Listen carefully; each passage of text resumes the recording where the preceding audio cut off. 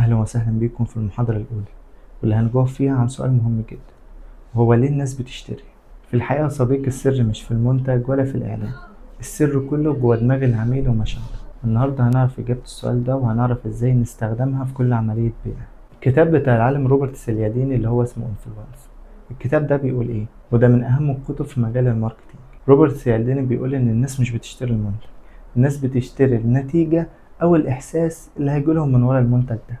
طب مثلا ايه اللي يخلي واحد يروح يشتري تليفون ب100,000 جنيه، مع انه ممكن يجيب تليفون ب30,000 20,000 أو حتى 15,000 جنيه، وهيديله نتيجة حلوة كتصوير وكاستخدام وككل حاجة. بس لو فكرنا هو ليه بيروح يشتري التليفون ب100,000 جنيه، هو بيشتريه علشان نقطة واحدة بس، إن هو هيكون متميز، هيكون متميز مثلا وسط أصحابه وسط المجتمع، أو اللي هو خلينا بالمختصر نقول إن هو في قيمة التليفون ابو 100,000 جنيه هيقدمها له.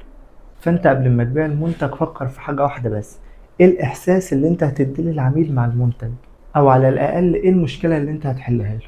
وفي الحقيقة في دراسات كتير اتعملت على موضوع القرارات الشرائية. طب اكتشفوا ايه؟ هما في الحقيقة اكتشفوا ان انت يعني قرارك الشرائي ده بيطلع من العاطفة، يعني 90% بيطلع من العقل الباطن اللي هو العاطفة. طب لو فكرت فيها في نقطة تانية بتقول ان انت عندك عقلين، عندك عقل بيفكر على المدى البعيد اللي هو المنطقي، وعندك عقل عاطفي. العقل العاطفي ده هو اللي بياخد القرارات السريعة، ومنها قرارات الشرائية. اصل انت لو دخلت مثلا محل، انت مش هتقعد بقى هيقولك مثلا منتج مش عارف ايه، هل هتقعد تعمله كده وتفكر؟ لا، انت مش هتعمل كده، انت هتاخد قرار سريع. طب هتقولي بناء على ايه؟ هنعرف بعدين بناء على ايه. بس انت قرارك الشرائي بيطلع من عقلك السريع. تمام. العقل السريع او العقل العاطفي اسمه الفاست ثينكينج، اللي هو التفكير السريع. والتاني اسمه ايه؟ ها؟ لو ثينكينج. فانت دايما لما تيجي تبيع منتجك اشتغل على العقل العاطفي للعميل، او العقل السريع او التفكير السريع للعميل، مش التفكير، مش اللو ثينكينج، مش التفكير البطيء، عشان منتجك يتباع وتحقق ارباح كبيره. تعالى اعرفكم على 4 مبادئ نفسيه هي اللي بتخلي العميل يشتري. اول حاجه عندنا هو مبدأ الندره. يعني مثلا تقول له الفترة محدودة، كمية محدودة، خصم الفترة محدودة، كل الحاجات اللي انت بتشوفها دي. تمام. بين له ان المنتج نادر او هيبقى نادر، يعني فاهمني، يعني اقول له ان هو هيقرب يخلص في كمية محدودة، فبالتالي هو هياخد قرار بسرعة. ليه؟ بس مش هيقعد، انت قلت له مثلا عرض محدود لمدة يومين، عرض يومين، اليومين مش هيعدي هيكون اشترى على طول. ليه؟ عشان يلحق العرض. تاني مبدأ عندنا هو مبدأ الدليل الاجتماعي. الناس بتقلد غيرهم.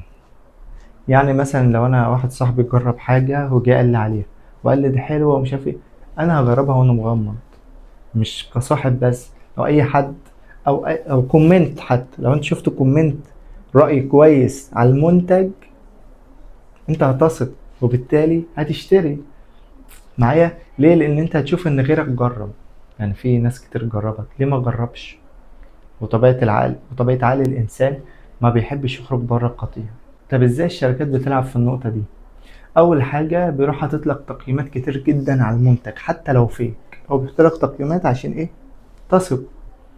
أو مثلا يقول لك اشتراه 5000 شخص، اشتراه 10,000 شخص. تمام. فانت لما تلاقيه كاتب لك ان هو اتباع منه 10,000، فانت خلاص وثقت. بس لو المنتج وحش مش هيبيع 20 قطعة على بعضها. وتالت مبدأ عندنا هو مبدأ السلطة. يعني ايه مبدأ السلطة؟ تشوف حد مثلا في مكانة مجتمعية مثلا كويسة، واحد مشهور، تمام، يعني واحد دكتور. عندك مثلا الاعلانات الطبية بتلاقيه ظاهر لك واحد لابس بالطو. طب ليه بيعمل كده؟ لان انت البالطو بيرمز ان هو دكتور، دي سلطة. تمام. واحد مثلا بيتكلمك على حاجة لها علاقة بالمنتج، له علاقة بالهندسة والكلام ده، يقول لك واحد لابس خوذة مهندس، واحد مش عارف لابس ايه والفيست والكلام ده كله. ليه؟ عشان تثق. ولما تثق يبقى خلاص اتحقق مبدأ السلطة، ولما يتحقق مبدأ السلطة انت هتشتري. رابع مبدأ عندنا هو الإعجاب أو اللايكنج. طب يعني ايه؟ يعني خليك قريب من الناس، المس جواهم، خليك اللي هو ايه، لهم انا زيكم. حتى وانت بتكتب الإعلان، صيغة الإعلان اظهر ان انت واحد اخوه، فاهمني؟ اظهر له ان انت اخوه، كلمه باللغة العامية مثلا. قدام هنعرف ازاي تتعامل مع كل عميل. كل عميل له طريقة كلام، له طريقة كتابة للبوست، له طريقة استهداف. كل عميل مختلف عن التاني تماما، كثقافة وككل حاجة. الناس بتشتري الحاجة اللي بتحبها أو الحاجة اللي بيبيعها لهم شخص قريب منهم أو شخص زيهم. يعني يا صديقي، قبل ما تعمل أي إعلان اسأل نفسك 3 أسئلة: العميل عايز إيه؟ إيه المشكلة اللي المنتج هيحلها؟ إيه الإحساس اللي المنتج هيقدمه للعميل؟ لازم تجاوب على ال3 أسئلة دول بكل دقة وبصراحة. لما تعمل كده انت جاهز تخش السوق، انت كده جاهز تواجه العميل، جاهز تبيع المنتج. وبالتالي لما تبقى جاهز لكل ده فانت هتحقق نتائج مذهلة، نتائج انت ما شفتهاش قبل كده. لو انت جربت اللي انا بقولك عليه ده حرفيا هتلاقي نتائج جبارة، اضعاف اضعاف المبيعات اللي انت بتعملها.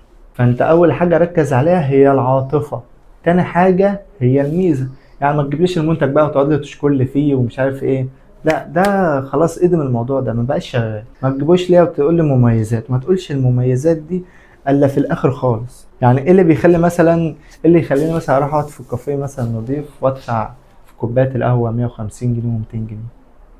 طب ما انا القهوه موجوده في البيت واعرف اعملها في البيت، او القهوه موجوده في اي كافيه، في اي قهوه بلدي ممكن تعمل قهوه، حتى ممكن تقدم نفس جودتها. ممكن تقدم، حط لي خط تحت اللي انا بقوله ده، ممكن تقدم نفس جوده الكافيهات العالميه. نفس جوده ايه؟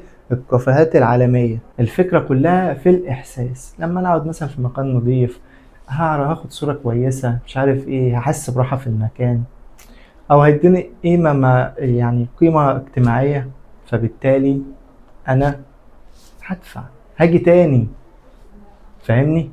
فانت لازم تدي العميل احساس. يبقى ملخص المحاضرة بتاعتنا: الناس مش بتشتري المنتج، الناس مش بتشتري الاعلان، الناس بتشتري الاحساس او القيمة اللي انت هتديها لهم. وبتشتري ايه تاني؟ بتشتري حل المشكلة بتاعتهم. يعني انت هتقدم لهم حل، تقدم لهم احساس، تقدم لهم قيمة، فكده المنتج بتاعك هيتباع وهيكسر الدنيا. وفي اخر المحاضرة هقول لك سؤال لازم تجاوب عليه وتفكر فيه وتحلل الاجابة بتاعته. تعال عند اي منتج انت اشتريته، تمام، واسأل نفسك انا ليه اشتريت المنتج ده؟ ايه اللي خلاني اشتريه؟ وحلل كل جزء ورا الموضوع ده. حلل المشاعر اللي كانت موجودة ساعتها، حلل فكرك، حلل الاحساس اللي المنتج اداهولك، حلل القيمة اللي المنتج اداها لك، حلل المشكلة اللي المنتج حلها لك في الوقت ده. صدقني لو جاوبت على كل الأسئلة دي بدقة فأنت كده أصبحت شخص فاهم. الخلاصة إنك تحلل مشاعرك اللي كانت موجودة ورا قرار الشراء اللي أنت عملته. وكده تكون المحاضرة الأولى من كورس الخطة البديلة خلصت. ركز في كل كلمة أنا قلتها، فكر كويس جدا، ورقة وقلم واكتب ورايا. ذاكر كويس وذاكر المحاضرة دي واسمعها أكتر من مرة. صدقني هتفهم، والكورس ده هيخليك شخص متفوق جدا في مجال التسويق. أشوفكم في المحاضرة التانية، والسلام عليكم ورحمة الله وبركاته.